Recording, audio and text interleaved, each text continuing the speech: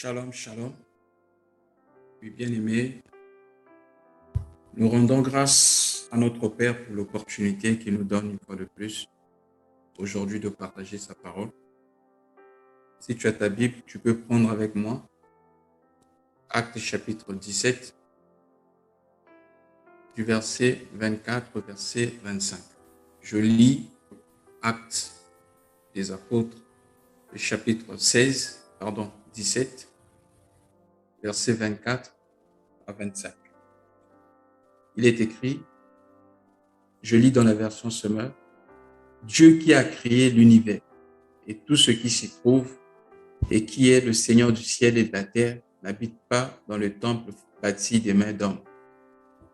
Il n'a pas besoin non plus d'être servi par des mains humaines comme s'il lui manquait quelque chose. Au contraire, c'est lui qui donne à tous les êtres la vie, le souffle et toutes choses. Amen.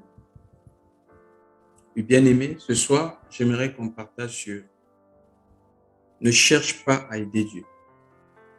Le thème de notre message s'intitule ne cherche pas à aider Dieu. Alors, je vais prendre un autre passage dans Genèse chapitre 16, du verset 1er au verset 3. Genèse 16, 1 à 3. Il est écrit, Saraï, femme d'Abraham, ne lui avait point donné d'enfant. Elle avait une servante égyptienne nommée Agar. Et Sarah dit à Abraham, voici l'Éternel m'a rendu stérile. Viens, je te prie, vers ma servante. Peut-être aurais-je par elle des enfants. Abraham écouta la voix de Saraï. Alors Saraï, femme d'Abraham, prit Agar, l'Égyptienne, la servante, et lui donna pour femme à Abraham, son mari. Après qu'Abraham eut habité 10 années dans le pays de Canaan, il alla vers elle. Elle devint enceinte. Je continue le verset 4. Quand elle se vit enceinte, elle regarda sa maîtresse avec mépris. Amen. Oui, bien-aimés, comme je disais tout à l'heure, nous allons partager sur ne cherche pas à aider Dieu. L'aide, c'est apporter le secours à quelqu'un. Aider signifie apporter un secours. Généralement, on vient aider une personne qui n'est pas complète, c'est-à-dire une personne qui manque de quelque chose. Et la Bible dit, le Dieu qui a créé les cieux et la terre n'habite pas dans le temple fait des mains d'hommes. Il n'a pas besoin des mains humaines pour le servir, pour l'aider. En tout cas, à travers le monde, il y a plusieurs divinités. Et si vous arrivez particulièrement en Inde, ils font porter des habits quelquefois à certaines de leurs divinités. Vous voyez des objets qu'ils ont fabriqués avec le bois, avec du ciment mélangé ou encore le fer, le bronze, etc. Ils ont donné une forme. On peut leur faire porter des lunettes, des habits, etc. Et ils disent que vraiment, ça, c'est notre Dieu. Et l'apôtre Paul, alors qu'il était à Thessalonique, la Bible dit, il était attristé. On va dire ça, ce n'est pas notre sujet. Je crois que c'est important que nous puissions le lire. Dans Actes chapitre 17, le verset 16, on va comprendre ici pourquoi l'apôtre Paul a réagi comme ça. Actes chapitre 17, à partir du verset 16, je vais lire du verset 16. La Bible dit, comme Paul les attendait à Athènes, il sentait, c'était pas à Thessalonique, c'était plutôt à Athènes, en Grèce. Comme Paul les attendait à Athènes, il sentait au-dedans de lui son esprit s'irriter à la vue de cette ville pleine d'idoles. S'entretenait donc dans la synagogue avec les Juifs et les hommes craignant Dieu et sur la place publique chaque jour avec ceux qui l'écoutaient. Alors, nous allons prendre rapidement,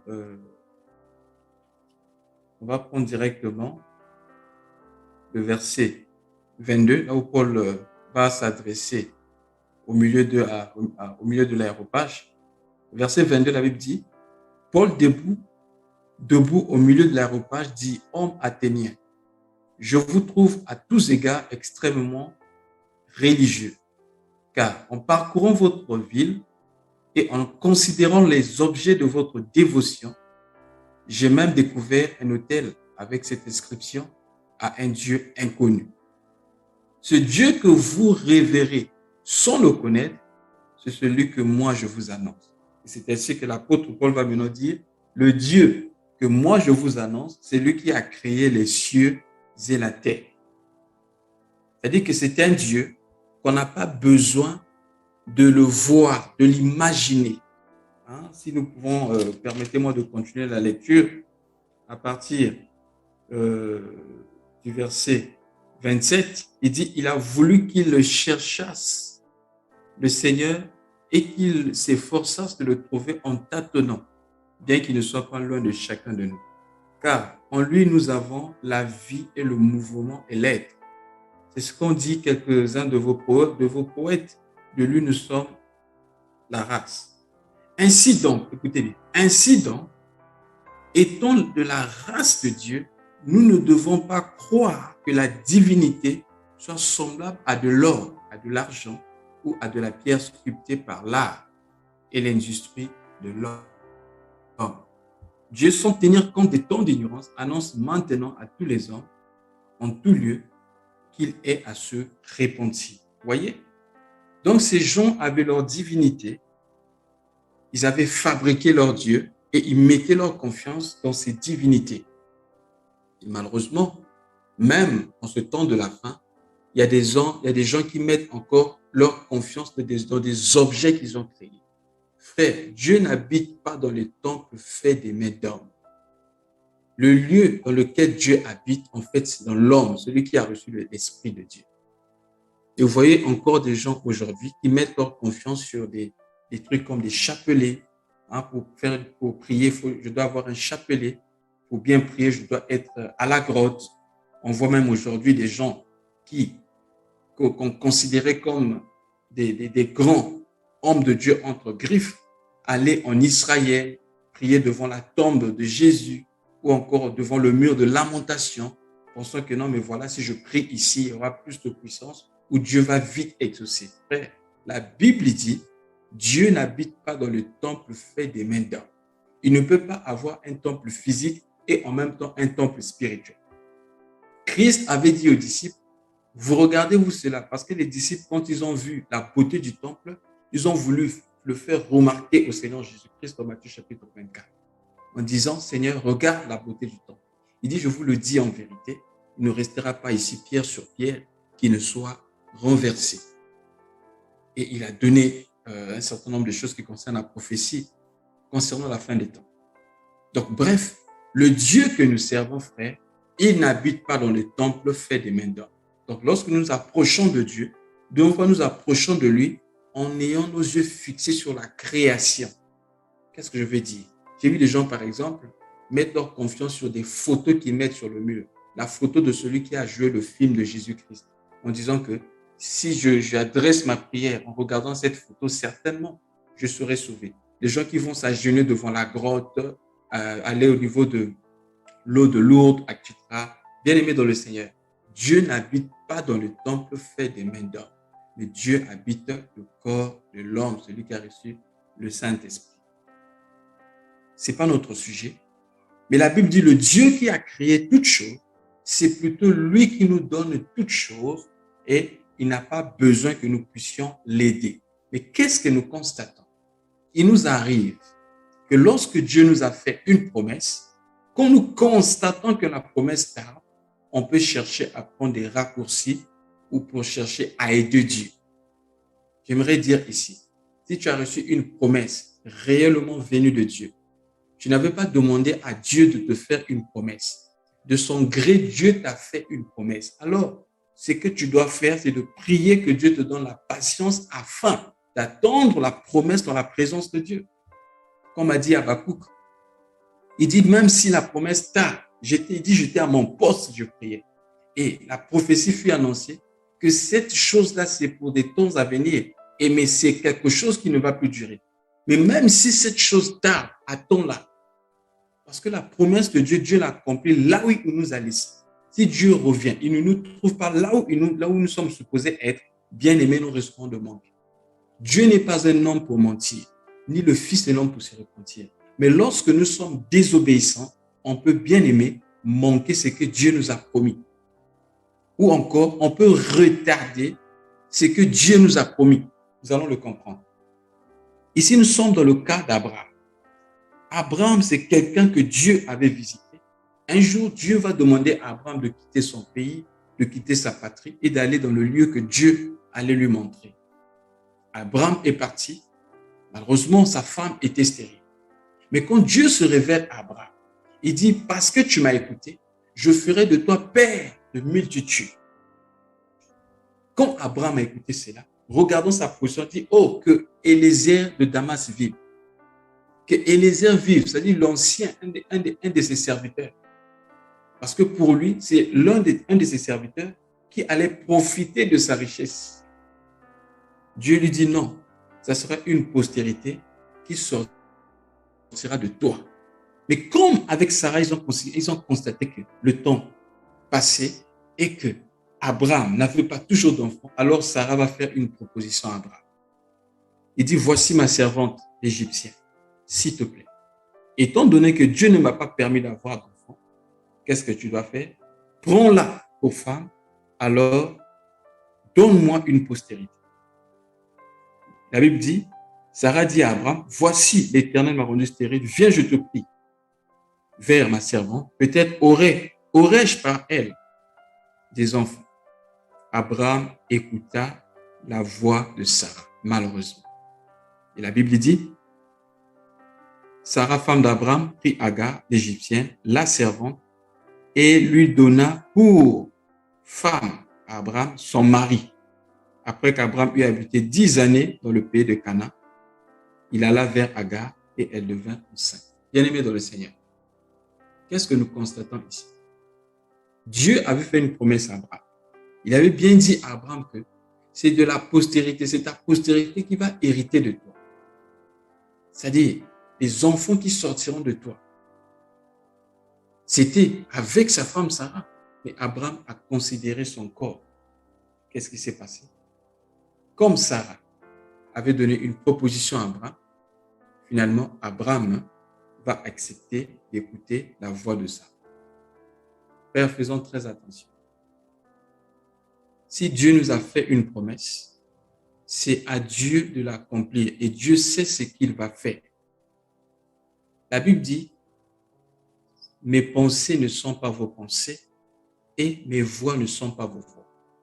On ne doit pas utiliser nos voix pour accomplir la promesse de Dieu.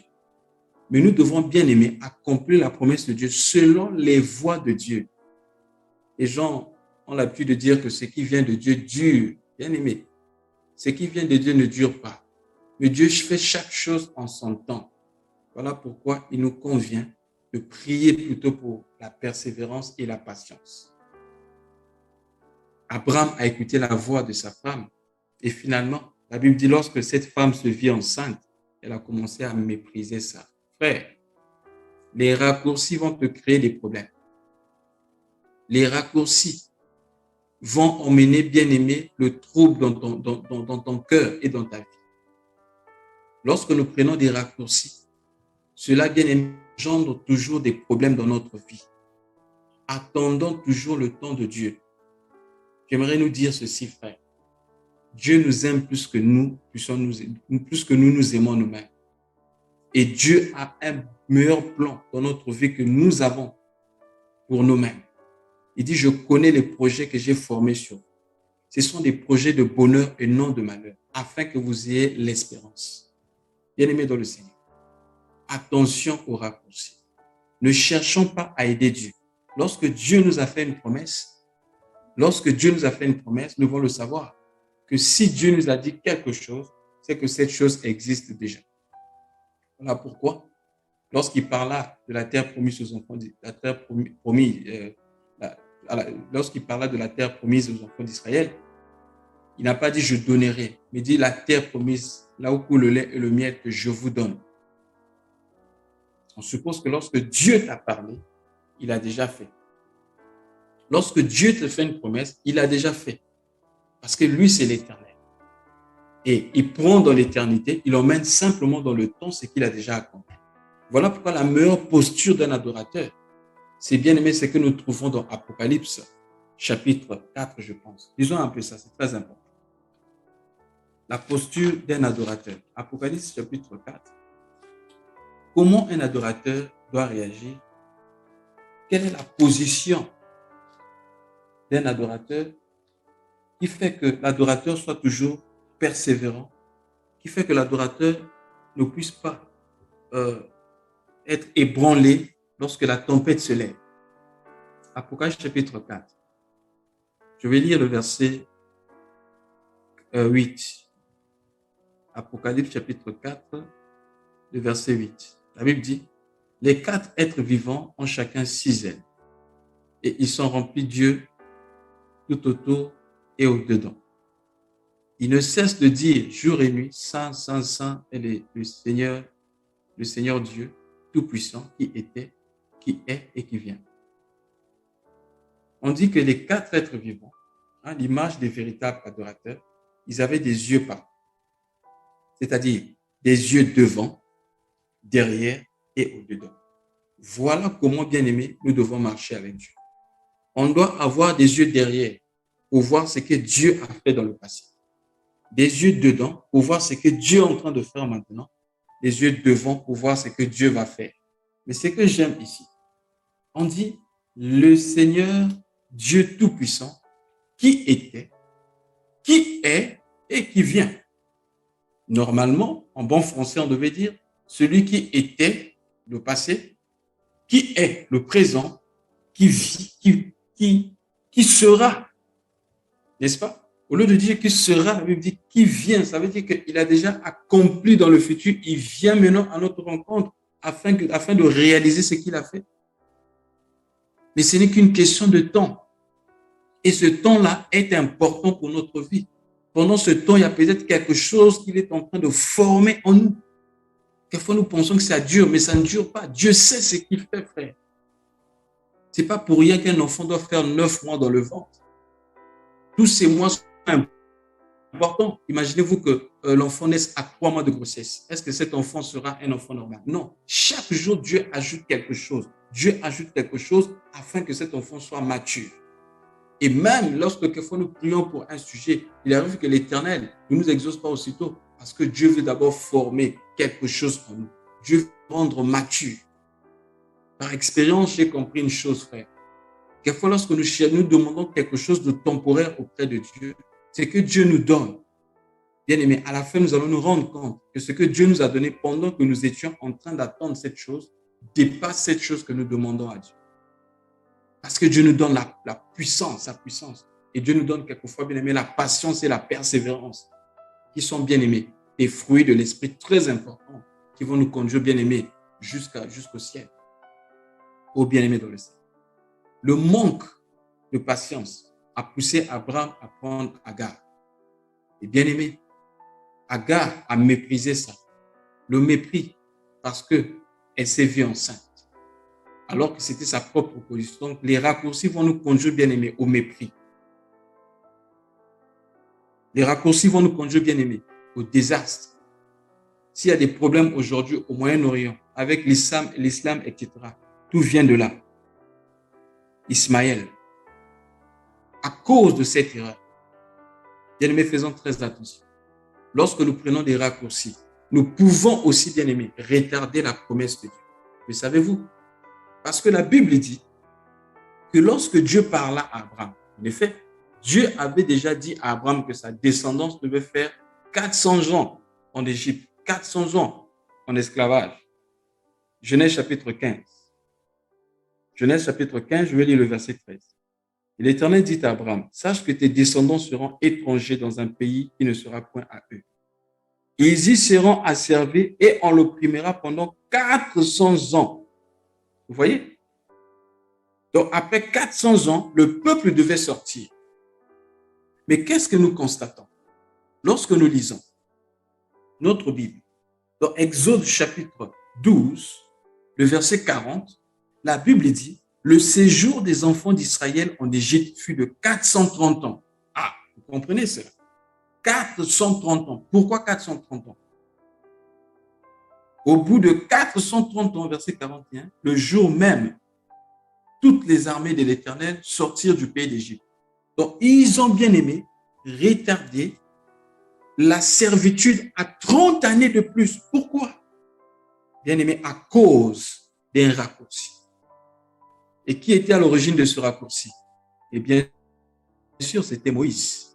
La Bible dit, Moïse était un homme qui était puissant en parole et en acte, âgé de 40 ans, alors que ce n'était pas encore le temps de Dieu. C'est vrai que Moïse avait été appelé pour libérer ce peuple de l'esclavage.